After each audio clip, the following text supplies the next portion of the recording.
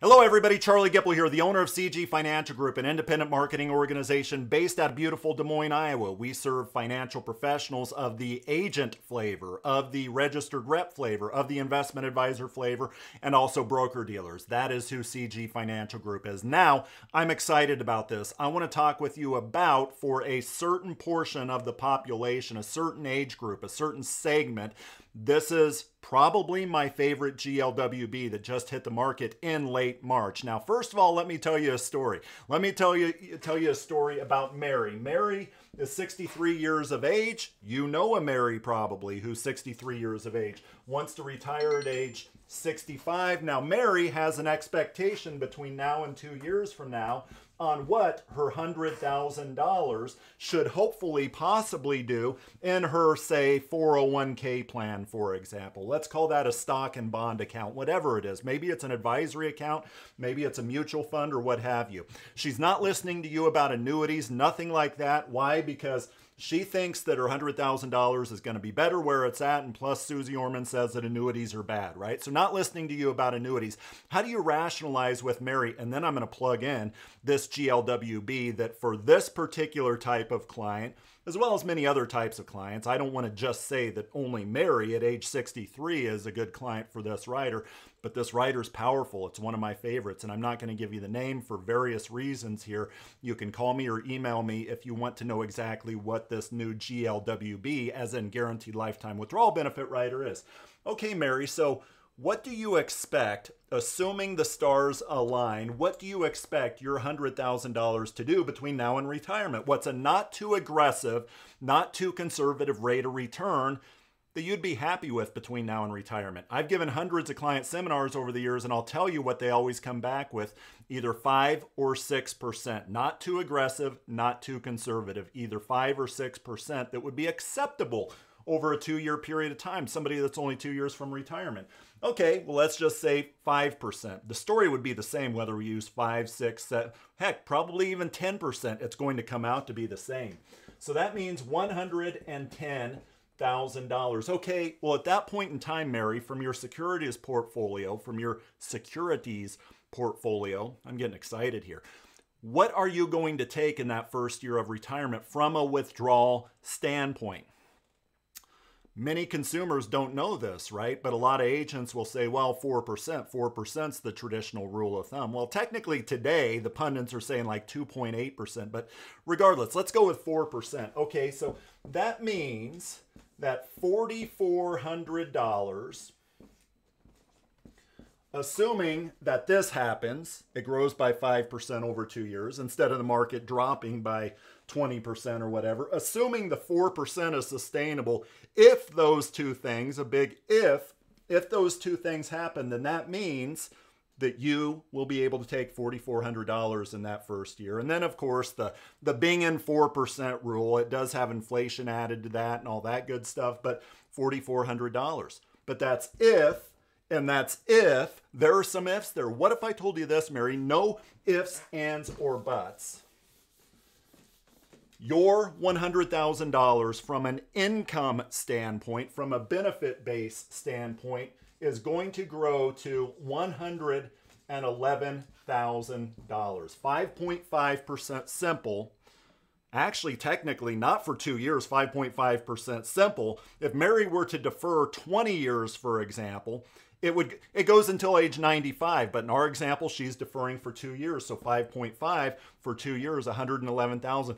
But at that point in time, what percentage do you, Mary, get to take out of that $111,000, or what payout factor are you taking on $111,000? Is it 4%? No, it's not. It is 6.25%. 6.25%. And what does that come out to? It comes out to $6,937. No ifs, ands, or buts. And folks, I get this all the time, but she's annuitizing her contract. This is not annuitization. GLWBs are not annuitization. It's kind of have your cake and eat it too. It's longevity insurance, as in when her money, if her money or $100,000 were to run out, the insurance company is going to continue to pay it. But she's not annuitizing that contract, right? So this is longevity insurance, unlike annuitization. Annuitization is longevity insurance. It's just that you have to lose control of that money. Now, how does this work here? How it works is, to kind of give you how that 6.25% works, is here is what the company said. I'm sure they said, you know what? These level riders, 5% forever, for example, which is a good rider at age 65, instead of 6.25, 5% is good today, let alone 6.25. But what the company said was, there are only 100 pennies in the pricing dollar. So why are these riders all level? Because what you have is the go-go years of retirement, the slow-go years of retirement, and the no-go years of retirement, right? People spend the most money in the early years of retirement. Now, in the later years, hopefully you have long-term care coverage and all that. But in the early years, you're traveling, you're buying an RV, you're doing all that fun stuff. And statistics show, and this company has a lot of statistics show that you spend more money in the early years of retirement, those go-go years versus the slow-go versus the no-go years. So they say, so instead of our 65-year-old, and by the way, this rider goes all the way up. What does this rider go up until? Activation is, up to age 95, actually. And that 5.5% roll-up goes to 95. What they say is, okay, here are kind of the traditional flat riders that we have out there. Mary, you're guaranteed 5% of your $110,000 for the rest of your life, or $5,500. Well, what this company says is no, 6.25%, and that goes until Mary runs out of her own money and she is now into the insurance company's pocket. And by the way, many pundits out there, Moshe Milevsky is one, that says get into that company's pocket as soon as possible. Why?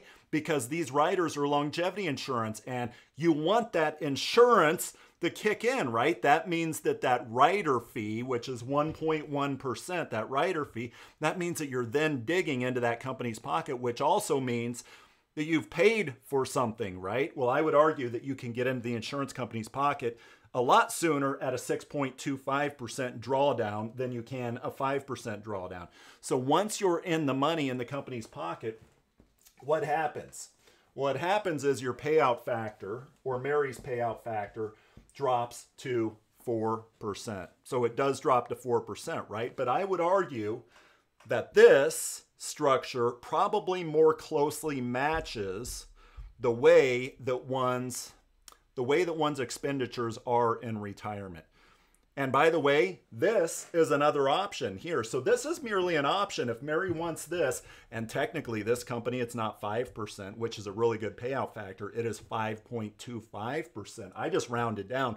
5.25% alone, level forever at age 65, is phenomenal. Now you may be asking, like what I asked, okay, so this versus this, the 5%, for example, which one is better over the long run? Which one pays out the most over the long run? The answer to that question is the 6.25 pays out more unless Mary is going to live until past like 95.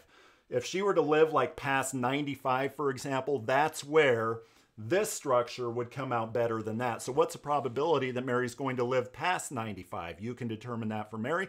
And by the way, if she is going to live past 95, good genetics and all that stuff, then get the not 5%, but 5.25% option. I like this rider a lot. I like this story. I like how it's a better asset to liability match, right? Income to expenditure match. And again, this company has a lot of good statistics with it. So give me a call, shoot me an email if this interests you. I'm very excited about this one.